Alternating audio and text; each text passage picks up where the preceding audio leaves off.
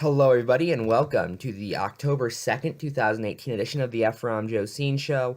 I am your host, Ephrom Josine, and ladies and gentlemen, Donald Trump has officially renegotiated NAFTA, the North American Free Trade Act, that was written under President George H.W. Bush and signed into law under President Bill Clinton.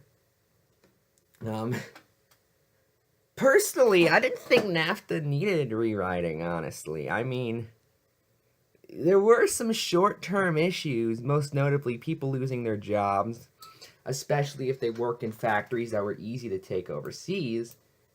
However, we know for a fact that the long-term economic impact of acts like NAFTA and CAFTA and WTO and all that are proven to be beneficial. We know for a fact that free trade is good.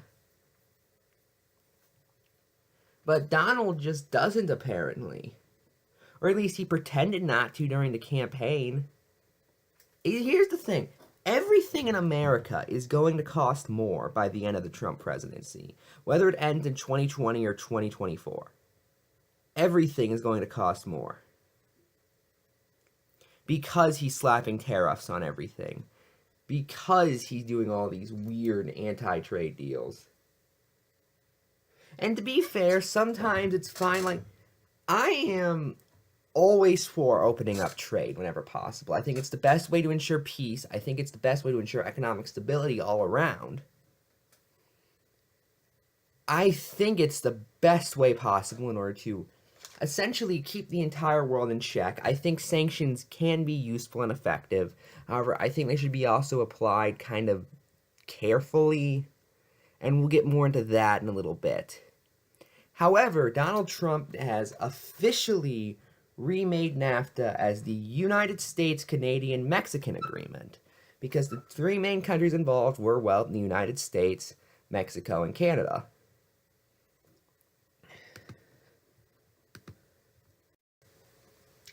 It should also be noted that the United States really did get what appeared to be the short end of the stick for NAFTA, as they were the one that had most of factories move overseas, or at least move out of the US due to the free trade agreement, while Canada had basically nothing and Mexico had quite a few factories moved there, which also brought jobs for them.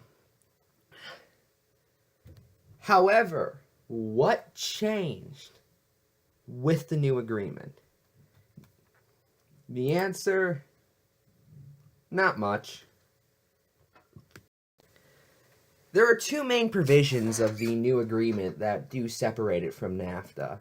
Those being, and I'm just directly quoting from Wikipedia at this point, the daily provisions are similar but slightly higher to those Canada agreed to and never ratified Trans-Pacific Partnership, giving the U.S. tariff-free access to 3.6%, up from 3.25% under TPP, of the 15.2 billion as of 2016 Canadian dairy market. So essentially it means we're able to export dairy more into Canada.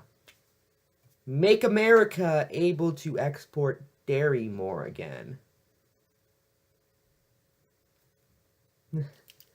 But this is a good thing, as it does encourage free trade.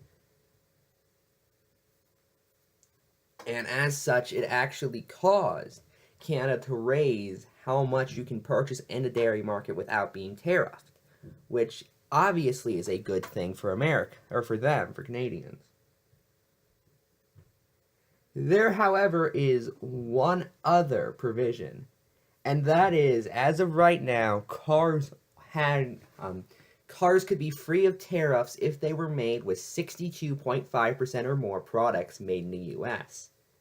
This moved it up to 75% and had at least 30% of the workers be in the U.S. earning at least $16 an hour. This is a bad thing. Let me explain why, because this is obviously going to raise the price of cars for the average American. Now, I am not against the idea of making the company pay more if they aren't using, say, 30% of American workers or not paying their workers over $16 an hour. I am fine with that. However, that's not how a tariff works. A tariff is paid for by the consumer in order to get you to buy a product that isn't made that way. They were, for instance, used during the early days of the colonies in order to get Americans to buy American made products instead of British made ones.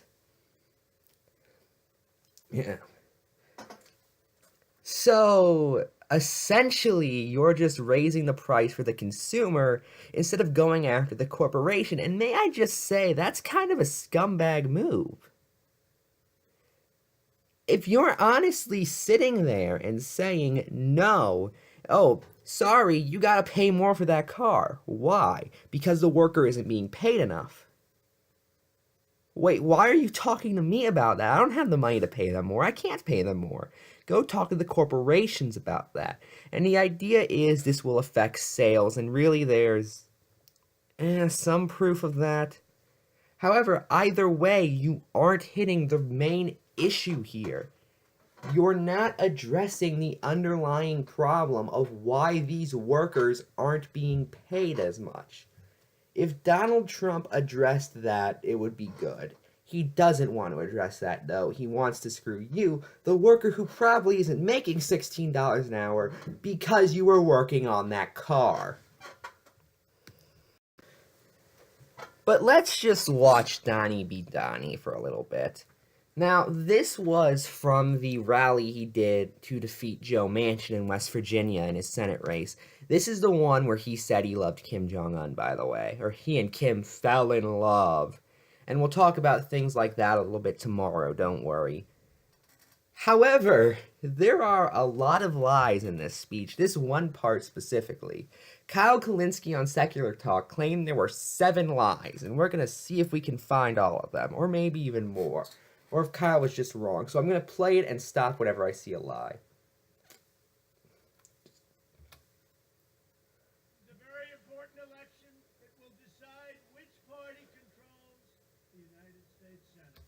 Okay, yeah, that's more misleading than a lie, but Democrats have way more seats up, so they're more than likely not going to control the Senate. Sorry, guys, but you'd have to win every seat you already have and then some in order to get it. They can get back to House, though, and I think that's really what they need to focus on. A Democrat-controlled Senate will try to take away your Second Amendment. Okay, lie number 1. No elected Democrat, at least in the Senate, has advocated for that. And even then, they can't do that. Which will count that as the same lie for the record. So that's lie number 1 right there. The only people who I can think of who are in any way taken seriously that are involved in, that have actually said that are Michael Moore, who said we should amend the Constitution to repeal the Second Amendment. Which, he has a cult fan base. I am a fan of him for the record, but a lot of people admit his views on gun control aren't very thought out.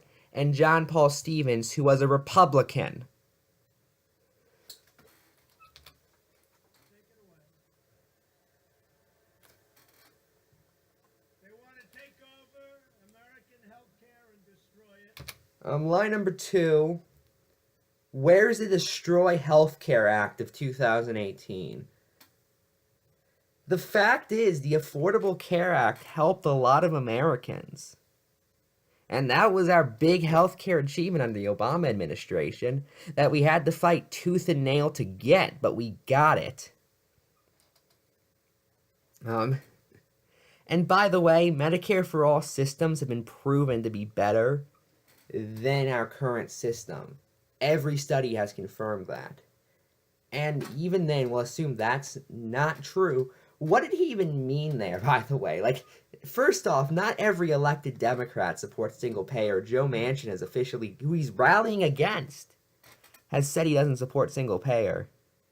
You know, Dianne Feinstein, the person who gave the accusations against Kavanaugh, is against single payer. But no, all that's fun.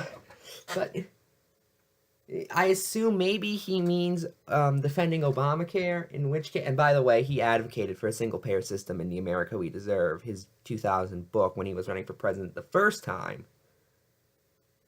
and has praised single payer systems like on several occasions, and even said on the campaign trail that the government would insure everyone, which is a single payer system.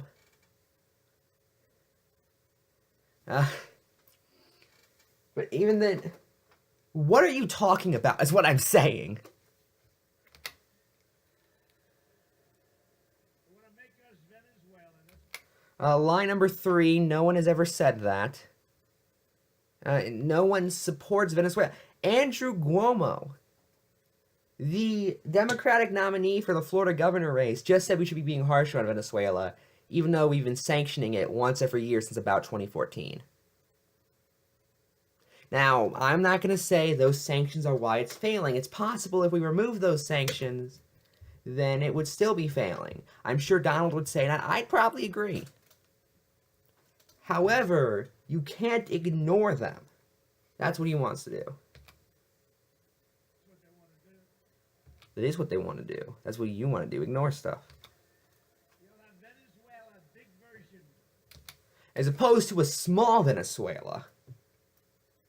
Or a Vena. Would a small Venezuela be a Vena or a Suela? I don't get this. Erase America's borders. You know, we fight for borders, but we... Hey, by the way, see... Line number 4. No one supports erasing borders. Except maybe Jerry Brown, but Jerry Brown is crazy, so who cares? But essentially, here's what actually happened, by the way. All the proposals the Dems gave, especially during the government shutdown, were just keep the DREAM Act. Keep that in law and we don't care. There were even proposals saying that they'd give you the wall if you just had a clean DREAM Act. And he didn't do that.